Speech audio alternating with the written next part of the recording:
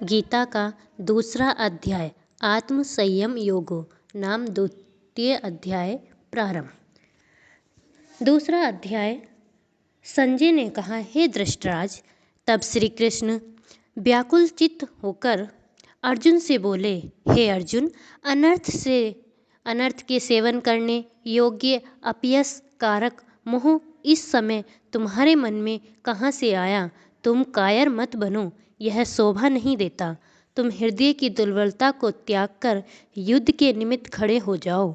अर्जुन ने कहा, हे मधुसूदन, मैं रण में पूज्य भीष्म और द्रोणाचार्य के ऊपर बाण प्रहार कैसे कर सकता हूँ? गुरुजनों को मारकर उनके रक्त से सने भोगों को कैसे भोगूंगा? हम नहीं जानते कि संग्राम में हम दोनों में से कौन जीतेगा। यदि हम जान भी ले तो भी जिनको मार करके हम जीवित रहना चाहते हैं, वही धृतराज के पुत्र हमारे सामने प्रस्तुत हैं। मैं आपसे पूछता हूँ, जिससे निश्चय करके मेरा भला हो वह मुझे समझाकर कहिए, क्योंकि मैं आपका शिष्य हूँ। मुझे शिक्षा दीजिए। मुझे पृथ्वी का निष्कंटक राज्य मिल जाए और देवताओं का भी आधिपत्य मिल जाए, तो भी ऐसा कोई उपाय नहीं दिखता कि जो मेरी इंद्रियों के शोक को दूर करे। हे गोविंद, मैं युद्ध नहीं करूँगा। यह कहकर अर्जुन चुप हो गया। संजय बोला, हे राजन, दोनों सेनाओं के मध्य में भिन्न खिन्न होकर बैठे अर्जुन से श्री कृष्ण ने ये वचन कहे, हे अर्जुन, जिसके लिए शोक नहीं करना चाहिए तू उसके लिए शोक करता है, और पंडितों के से वचन को कहता है। परंतु पंडित लोग न मरों का शोक करते हैं न जीवितों का। यह बात असंभव है कि मैं पहले न था, तुम न थे, और ये राजा भी न थे, और इसके बाद नहीं रहेंगे। जैसे देहधारियों की इस देह की लड़कपन, जवानी, बुढ़ापा ये अवस्था होती हैं, तैसे ही मृत्यु के बाद दूसरी देह की भी होती हैं। इसलिए पंडित लोग मोक्ष को प्राप्त नहीं होते हैं। हे नरश्रेष्ठ, सुख दुख का समान मानने वाले जिस वीर पुरुष को ये ब्रह्म पदार्थ कलेश नहीं देते, वह मोक्ष पाने का अधिकारी है। असत वस्तु का तो अस्तित्व नहीं है और सम का अभाव नहीं है। इस प्रकार इन दोनों को ही तत्वज्ञानी पुरुषों ने देखा है। जिससे सारा संसार व्याप्त है, उसको अविनाशी जानो, क्योंकि इस नाश रहित आत्मा का विनाश करने में कोई समर्थ नहीं है।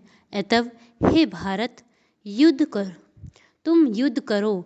जो पुरुष इस आत्मा को मारने वाला तथा जो मरने वाले मानते हैं, वे दोनों ही ज्ञानी नहीं हैं, क्योंकि यह आत्मा न मरती है न मारती है। आत्मा न कभी जन्मती है और न कभी मृत्यु को प्राप्त होती है। नष्ट होने पर भी वह नाश को प्राप्त नहीं होती।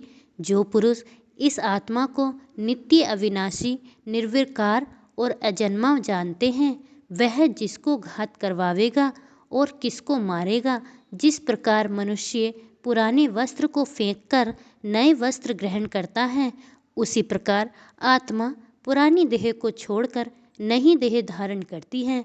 आत्मा को शस्त्र नहीं काट सकते हैं, अग्नि नहीं जला सकती है, जल भिगो नहीं सकता। यह अविनाशी, सर्वव्यापी, स्थिर, अचल और सनातन है। यह इंद्रियों से जानी नहीं जा सकती। यह कल्पना से भी परे है।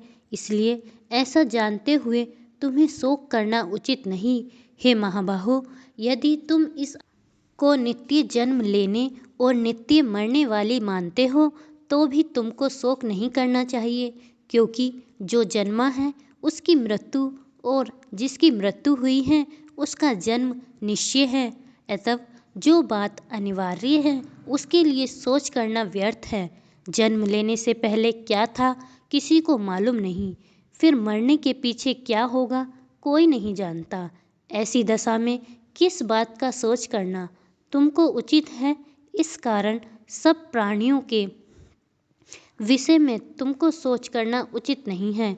अपने धर्म को भी सोचकर तुमको घबराना उचित नहीं है, क्योंकि क्षत्रिय को धर्म पूर्वक युद्ध करने से और कुछ भला करने वाला नहीं है। हे पार्थ, बिना इच्छा किए स्वर्ग का द्वार रूप यह युद्ध तुमको स्वतः प्राप्त हुआ है। यदि तुम अपने धर्म के अनुसार इस संग्राम को नहीं करोगे तो अपना धर्म और बड़ाई खो बैठोगे। सब लोग सदा तुम्हारी अपकीर्ति करेंगे और प्रतिष्ठा वाले पुरुषों के लिए अपयश का होना मृत्यु से भी बढ़कर है। ये हे महारथी, समझेंगे कि अर्जुन डरकर संग्राम से हट गया और अब तब जो लोग तुम्हारा मान करते थे वे अपयश करने लगेंगे। शत्रु लोग तुम्हारे पराक्रम की निंदा करते हुए अनेक प्रकार के दुर्वचन कहेंगे। इससे बढ़कर दुख तुमको और क्या होगा। यदि तुम युद्ध में नष्ट हो गए तो स्वर्ग का सुख भोगोगे और जीतने पर पृथ्वी तल पर राज्य करोगे। इसलिए युद्ध के निमित्त दृढ़ प्रतिज्ञ होकर खड़े हो जाओ। सुख दुख, लाभ हानि, जय पराजय, इनको समान समझकर लड़ने के लिए तैयार हो जाओ। ऐसा करने से तुम पाप को प्राप्त नहीं होंगे। हे पार्थ, यह ज्ञानोपदेश ज्ञान योग के विषय में तुमसे कहा गया। अब निष्काम कर्म योग के विषय में सुन। जिस ज्ञान को पाकर कर्म बंधन से तेरी मुक्ति होगी। कर्म योग मार्ग एक बार प्रारंभ किए बिना कर्म का नाश नहीं होता और विघ्न पड़ने पर भी शुभ फल होता है। और इस कर्म का केवल प्रारंभ ही संसार के भय से छुड़ाकर पूर्ण ब्रह्म प्राप्त कराता है। निश्चय करने वाली बुद्धि इस निष्काम कर्म में एक ही है और कामना वाले पुरुषों की बुद्धि एकाग्र नहीं रहती, उनकी शाखा प्रशाखाओं होती हैं। ऐसी दशा में मनुष्य संदेह में रह जाता है। हे अर्जुन, अज्ञानी उस पुष्पिता वाणी को ही स्वर्ग सुख से बढ़कर कुछ नहीं समझते।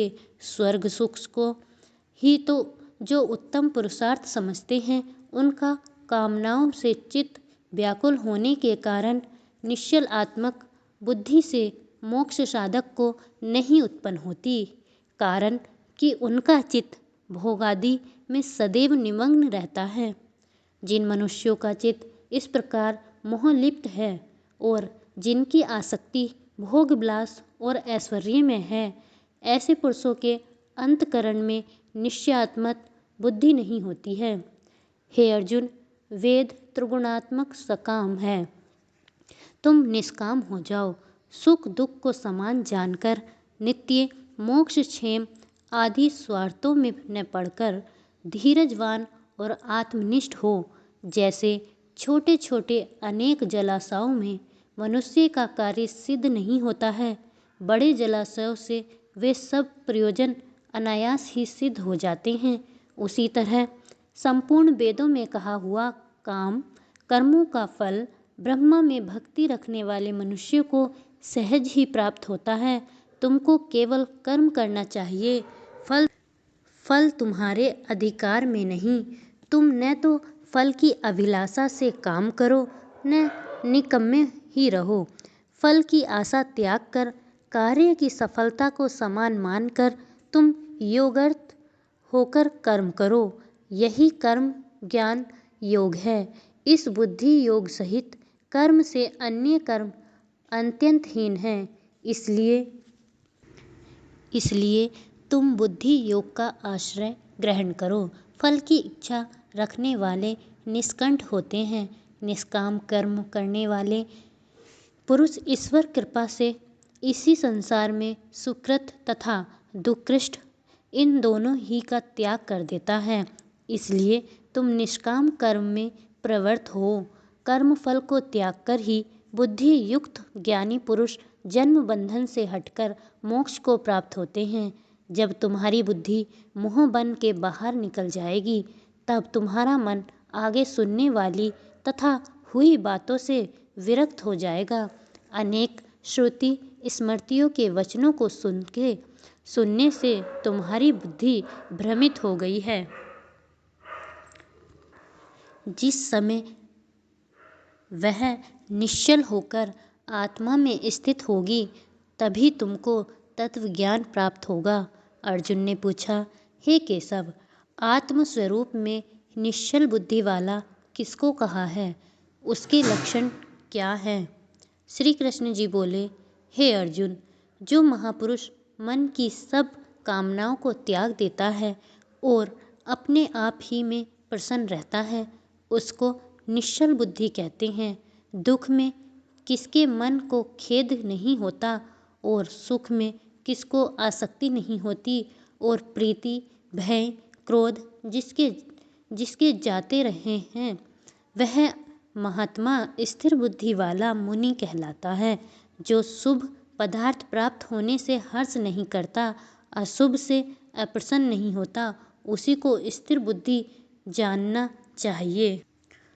और जैसे कछुआ अपने अंगों को सिकोड़ लेता है, उसी तरह जो पुरुष अपनी इंद्रियों को विषयों से हटाता है, उसी की बुद्धि स्थिर जाननी चाहिए। निराहारी पुरुष के विषय घट जाते हैं, परंतु विषयों में उसकी चाह बनी रहती है।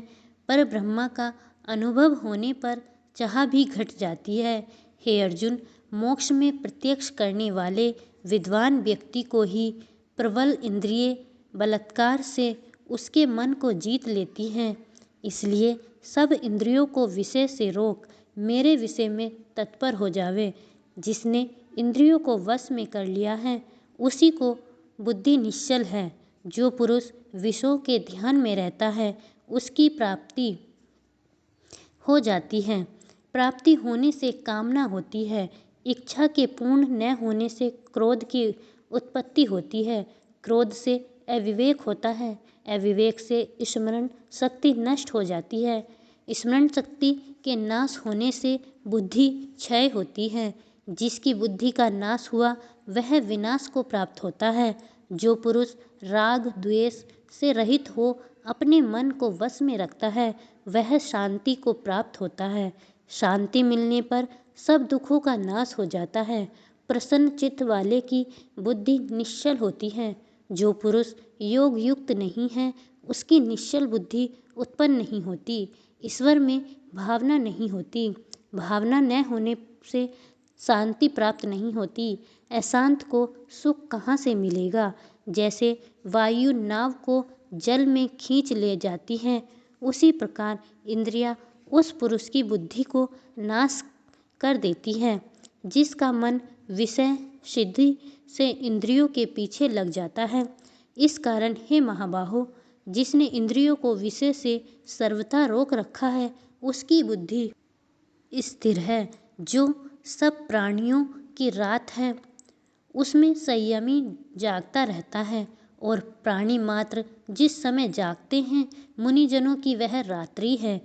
जल से भरे समुद्र में जो और नदियाँ का जल भरने पर भी वह अपनी मर्यादा पर रहता है, उसी प्रकार जिस पुरुष में इच्छा के न रोकने पर भी सब विषय भोग प्रवेश करते हैं, उसी को शांति मिलती है।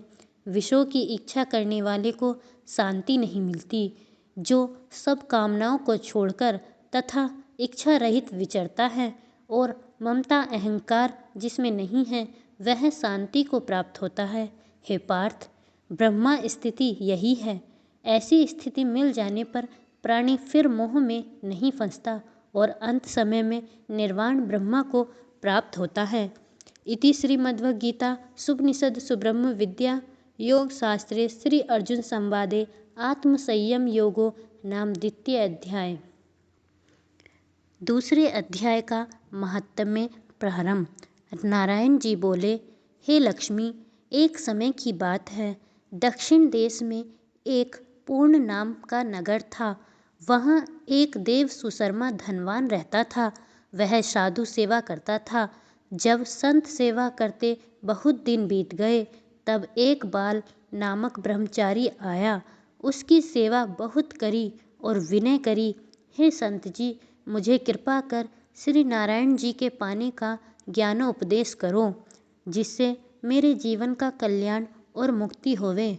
तब ब्रह्मचारी ने कहा, मैं तुझे गीता जी के दूसरे अध्याय का पाठ सुनाता हूँ। उसके सुनने से तेरा कल्याण होगा, तू श्रवण कर। एक अयाली वन में बकरियां चराता था और वहाँ मैं भजन करता था। एक दिन रात को अयाली बकरियां लेकर घर को चला। मार्ग में एक शेर बैठा था।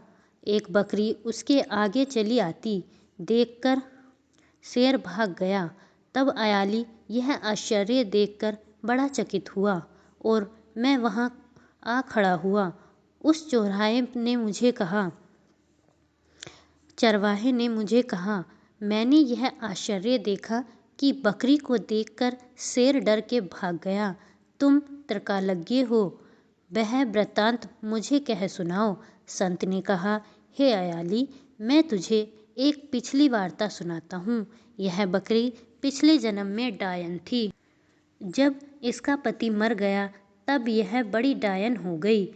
जिस सुंदर लड़के को देखे खा लेवे। और यह शेर पिछले जन्म में फंदक था। वह पक्षी पकड़ने वन को गया और डायन भी वन को गई। वहाँ डायन ने उस फंदक को खा लिया। अब वही फंदक शेर हुआ और वह डायन बकरी हुई। शेर को पिछले जन्म की खबर है, इसलिए बकरी को देखकर शेर ने जाना कि अब भी तुझे खाने आई है। तब अयाली ने कहा, मैं पिछले जन्म में कौन था? तब संत ने कहा, तू पिछले जन्म में चंडाल था। अयाली ने कहा, हे ब्रह्मचारी जी, कोई ऐसा उपाय भी है जिससे हम तीनों की इस अधम देह से छूटकर मोक्ष की प्राप्ति हो? तब संत जी ने कहा, हम तुम तीनों का उद्धार करते हैं। ये कह संत जी ने गीता जी के अक्षर सुनाए। तब उसी समय आकाश से विमान आए और उन सबों को विमानों पर चढ़ाकर वैकुंठ लोक को गए। अधम देह से छूटकर देव देह पाकर वैकुंठ को चला। तब श्री नारायण जी ने कहा, हे लक्ष्मी, जो मनुष्य श्री गीता जी के ज्ञान को पढ़े सुने वह अवश्य मुक्ति को प्राप्त होता है। इति श्रीमद्भगवद्गीता सुपनिषद सुब्रह्म विद्या योग शास्त्रे श्री कृष्ण अर्जुन संवादे आत्मसंयम योगो नाम द्वितीय अध्याय समाप्त। बोल श्री कृष्ण भगवान की जय। बोल लक्ष्मी नारायण की जय।